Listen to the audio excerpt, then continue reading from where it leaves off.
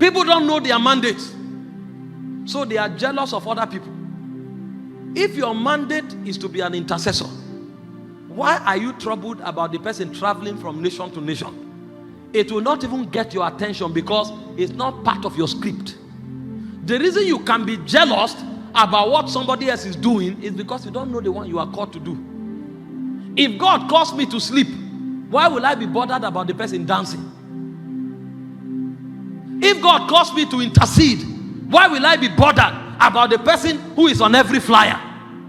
The reason you find jealousy, backbiting, evil in church is because mandates are not known. So people want to do everything. If God tells you your place is at the back, naturally the desire to stay at the front will die, because you know that's not where you were sent to. But when people don't know their mandate, then there will be a problem. Remember, we are using Abraham, Moses, Paul, and Jesus as case studies. You have seen that all of them had encounters before they started.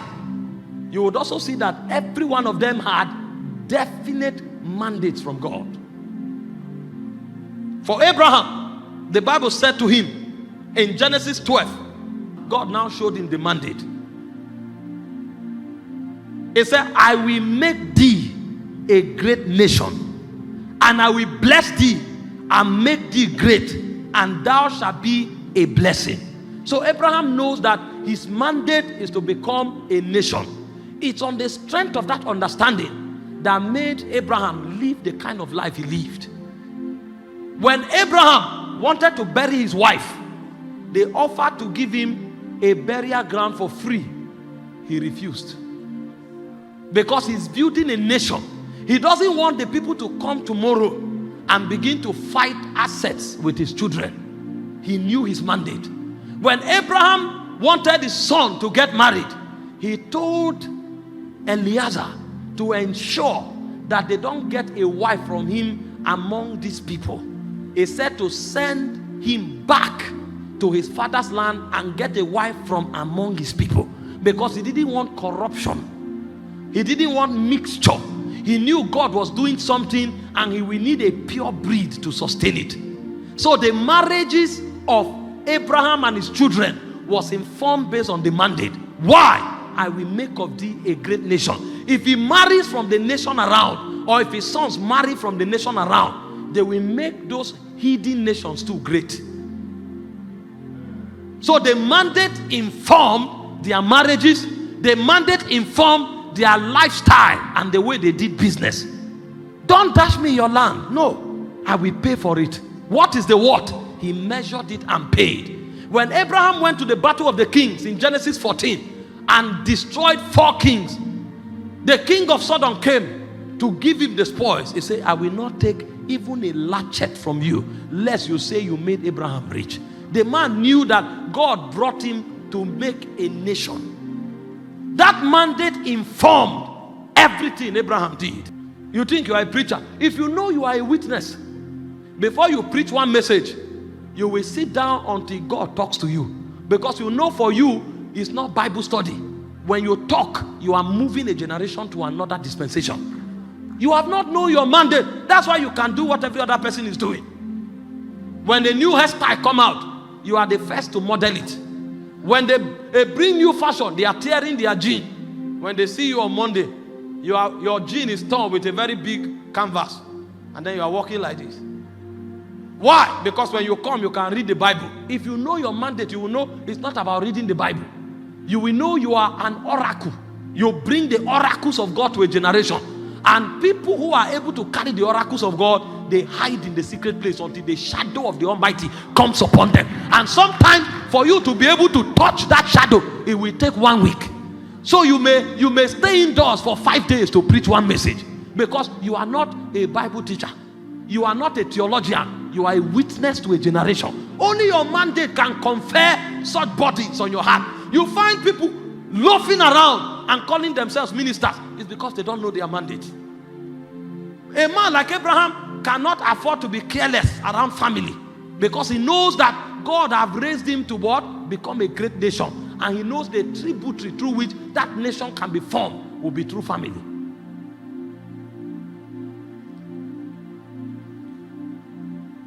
What was the mandate of Moses? Get down to Egypt. Tell Pharaoh, let my people go, that they may worship me. Exodus 5 verse 1. Exodus 7 verse 16. Exodus 8 verse 1. Exodus 9 verse 1. Is it that Moses doesn't have any other message? The mandate will determine what you preach.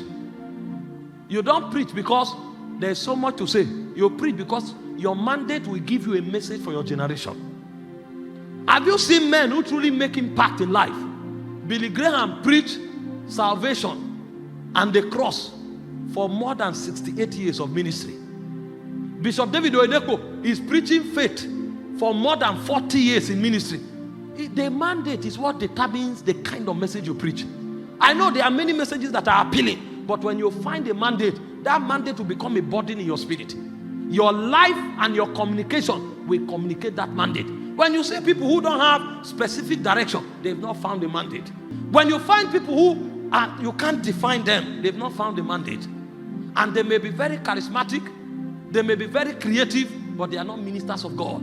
Because when God puts a mandate on your life, that mandate will shape you. It will become a burden in your spirit. Jeremiah said, his word was in my bone as fire. Even if he didn't want to, that fire won't let him rest. And so everywhere he goes to, the fire pushes him to utter those oracles. When you see people who don't have mandate, they can't affect their generation. Because they cannot create impact enough to change things in the territory. Today they say one thing, tomorrow they say another thing. Today they live one lifestyle, tomorrow they live another lifestyle. There's no mandate. Every minister that satisfies the call has a mandate and he sits on that mandate. You can't go to a ministry and then you don't find what God is saying. God told me to raise sons that can bear his burdens, to raise priests that can advance his will and his kingdom, and to raise kings that can exercise his government and reign in life. Any day you hear my message, a burden must come on you. Even if I'm teaching on prosperity, somewhere, somehow, a body, I must put something in your spirit that will make you go to seek God. If you hear it, you will assume you have not started. What have I been doing? The idea is to put a burden in your heart to go to seek God. And so even if I'm talking about marriage, it will result in a body. That mandate becomes a body. It flows out of you as a message. It flows out of you as a life. If you know this, competition will die. Because you can come here and prophesy, and it will be as if you are prophesying with razor blade. You will not see me come here and try to say, come, your name is Gideon, your name is Martha. It's not in my mandate. But when I talk, you will leave that meeting and you will seek God for the next 3 months. So if somebody is prophesying, I'm excited. I stand up, I clap, I jump up, I'm happy that people have been delivered. But it doesn't take anything from me.